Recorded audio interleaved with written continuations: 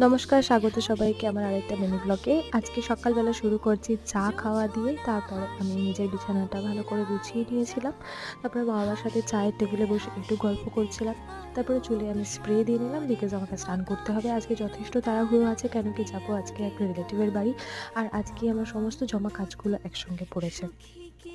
সাথে সাথে জামা কাপড়গুলো গুছিয়ে নিলাম আর আমার ফেভারিট দুধ খই দিয়ে আমার ব্রেকফাস্টটা সেরে নিয়ে আর এদিকে আমি জামা কাপড় দিয়ে দিলাম ওয়াশিং মেশিনে কাচার জন্য। বললাম না আজকে আমার সব জমা কাজগুলো পড়েছে, তার মধ্যে এইগুলোও পড়েছে। সপ্তাহ পর জমিয়ে রাখি, কোনো বিশেষ দিনে এই কাজগুলো করি।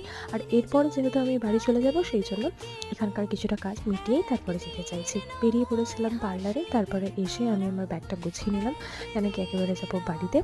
এরপর যে জামা কাপড়গুলো ধুয়েছিলাম সেইগুলোকে মেলে দিয়েছিলাম, মেলে দিয়ে তারপরে আসলাম একটু সেজে গুজে নিয়ে। জানি না কেন নিজের বাড়ি যাওয়ার জন্য এত সাজছি। লাঞ্চ করে একটু রেস্ট নিতে যাচ্ছিলামই, ওর ফোন চলে এসেছিলো তৈরি হওয়ার